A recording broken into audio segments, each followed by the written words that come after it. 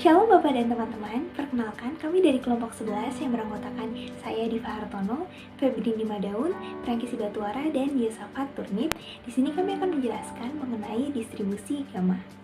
Distribusi gamma ini ditemukan pertama kali diperkenalkan oleh Leonard Euler itu pada kisaran tahun 1707 sampai 1783. Distribusi gamma merupakan distribusi kontinu dengan dua parameter, yaitu alfa dan beta, yang mempengaruhi bentuk distribusi gamma. Beberapa penerapan dari distribusi gamma yang dapat kita temukan adalah penerapan dalam mengatasi antrian, penerapannya juga dalam untuk mengetahui atau menghitung jarak antara waktu tiba di fasilitas pelayanan, misalnya bank dan loket tiket kereta api. Dan yang ketiga adalah lamanya waktu sampai rusak suku cadang dan alat listrik. Oke, di sini kami akan secara khusus membahas penerapan distribusi gamma dalam antrian. Di sini kita membagi bagian-bagian antrian ini menjadi 6 simbol. Yang pertama yaitu A, B, C, D, E, F. Pertama A itu adalah melambangkan kedatangan, B itu distribusi pelayanan, C itu jumlah fasilitas pelayanan, D itu tingkat disiplin antrian, dan E itu kapasitas sistem dalam antrian, itu bisa berbentuk terhingga ataupun tak terhingga, dan yang F adalah sumber panggilan. Oke, yang berikutnya adalah kita akan memberikan notation standar untuk distribusi antar kedatangan dan distribusi pelayanan. Di sini terdapat 6 notasi. Yang pertama M adalah distribusi kedatangan atau pelayanan mengikuti sebaran Poisson atau eksponensial. Yang kedua D, distribusi kedatangan atau pelayanan konstan atau deterministik. G, distribusi kedatangan atau pelayanan umum atau general. GL, distribusi kedatangan atau pelayanan general independent. EK, distribusi atau pelayanan Erlang K atau gamma K. HK, distribusi kedatangan atau pelayanan hiper eksponensial K. Di sini juga kita bisa melihat karakteristik dari antrian yang akan kita hitung. Yang pertama adalah utilitas fasilitas pelayanan. Yang kedua rata-rata jumlah konsumen dalam antrian. Yang ketiga rata-rata jumlah konsumen dalam sistem. Yang keempat rata-rata waktu menunggu dalam antrian. Dan yang kelima rata-rata waktu menunggu dalam sistem. Teman-teman bisa melihat untuk setiap formulanya dalam layar yang ditampilkan, dan keterangan simbol juga dijelaskan di sana. Bagian selanjutnya adalah definisi dan parameter dari distribusi gamma. Yang pertama, distribusi gamma merupakan salah satu distribusi perubahan acak kontinu dengan parameter skala alfa lebih besar dari 0 dan beta lebih besar dari 0, di mana alfa dan beta adalah bilangan real positif. Kemudian jika parameter distribusi gamma diberikan nilai atau syarat, maka akan membentuk distribusi lain seperti distribusi Erlang, eksponensial, dan si kuadrat yang disebut kejadian khusus distribusi gamma atau keluarga distribusi gamma. Adapun syarat khusus tersebut untuk distribusi Erlang adalah distribusi gamma dengan syarat khusus parameter beta hanya boleh bilangan bulat positif. Lalu untuk distribusi eksponensial dengan parameter beta sama dengan 1, untuk distribusi C kuadrat dengan parameter alfa sama dengan 2 dan beta sama dengan V per 2, di mana V adalah bilangan asli. Nah, sebelum melihat definisi dari distribusi gamma, kita harus mengenal fungsi gamma. Fungsi gamma didefinisikan untuk alfa lebih besar dari 0, di mana fungsi gamma adalah gamma alfa sama dengan integral 0 sampai tak hingga x pangkat alfa dikurang 1 dikali e pangkat min x dx. Fungsi gamma memiliki 3 sifat penting, yaitu yang pertama, untuk sebuah bilangan bulat positif n, maka gamma n sama dengan n dikurang 1 faktorial. Sifat yang kedua adalah didefinisikan gamma 1/2 sama dengan akar dari pi. Dan yang ketiga adalah untuk setiap alfa lebih besar dari 1 berlaku gamma alfa sama dengan alfa dikurang 1 dikali gamma alfa dikurang 1.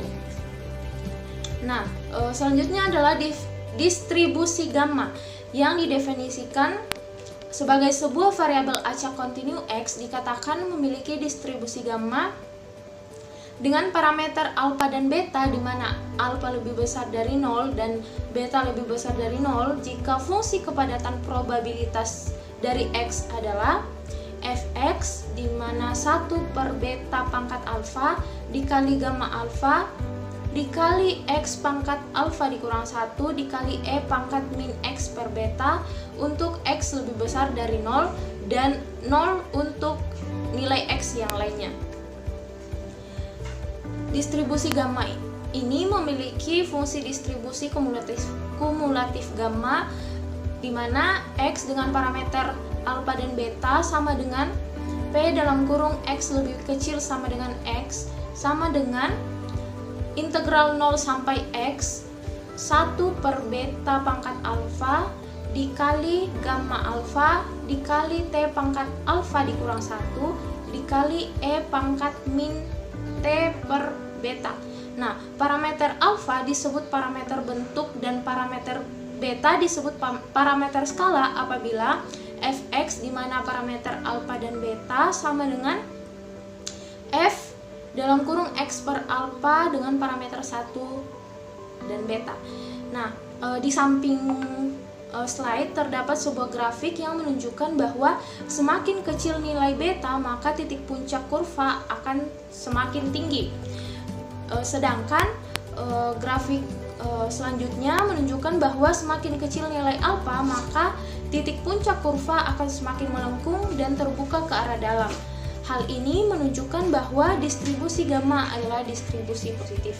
Distribusi gamma terdapat nilai min dan nilai varians, di mana nilai min yaitu mu sama dengan alfa dikali beta, dan nilai varians yaitu sigma kuadrat sama dengan alfa dikali beta kuadrat. Nah, sekarang kita masuk ke dalam contoh soal. Contoh soal pertama, misalkan waktu dalam jam yang diperlukan untuk memperbaiki pompa air merupakan perubahan acak X berdistribusi gamma dengan parameter delta alpha sama dengan 2 dan beta sama setengah, maka ditanya berapakah peluangnya bahwa perbaikan berikutnya akan memerlukan paling banyak 1 jam. Nah, kita tahu bahwa fungsi distribusi normal itu adalah fx sama dengan 1 per beta pangkat alpha gamma alpha dikali x pangkat alpha kurang 1 dan e pangkat negatif x per beta. Nah, dari situ kita dapat fx nya, kita masukkan angkanya 1 per setengah kuadrat per gamma 2 dikali 2 dikurang 1 e pangkat negatif x per setengah, itu akan menghasilkan 4x kali e negatif 2x. Nah, jadi karena diperlukan waktu paling banyak 1 jam, jadi p sama dengan p buka kurung x lebih kecil dari sama dengan 1. Jadi kita masukkan ke integral sama dengan integral x kali e pangkat negatif 2x dx dengan batasnya 1 dan 0. Nah, kita integralkan, maka akan dapat hasilnya negatif 2x dikali e pangkat negatif 2x dikurang e pangkat negatif 2x dan batas 1, 0. Nah, jadi dari hasil ini kita akan mendapat negatif 3 e pangkat negatif 2 ditambah 1. Dan kita hitung melalui kalkulator, hasilnya akan mendekati 0,5940. Selanjutnya kita akan masuk ke contoh soal yang kedua.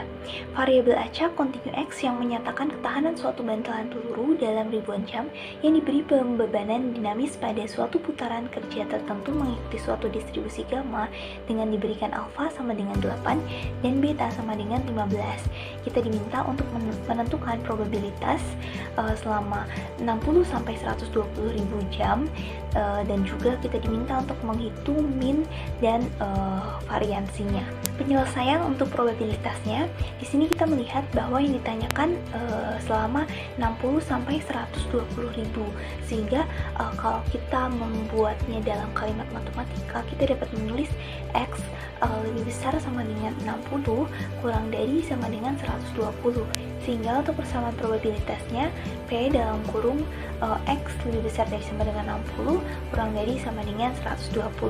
Nah, kita kembali mengingat persamaan ini. Nah, sehingga kalau kita masukkan ke dalam soal ini, kita dapatkan FG dari 120 dengan parameter alfanya tadi 8, betanya tadi 15, dikurangkan dengan FG pembacak 60 dengan parameter yang sama. Lalu kita melihat persamaan kembali bahwa apabila terdapat parameter alfa dan beta, nanti pada akhirnya pembacaknya dibagikan dengan beta dengan parameter alfa, sehingga di sini kita dapatkan FG dari 120 per 15 dengan alfa 8 dikurangkan dengan FG dari 60 dibagi dengan 15 dengan alfanya 8. Nah, sehingga kita dapatkan FG 88 dikurang dengan FG 44. Nah, apabila kita memasukkannya ke dalam persamaan, didapatkan hasil akhirnya adalah 0,4959.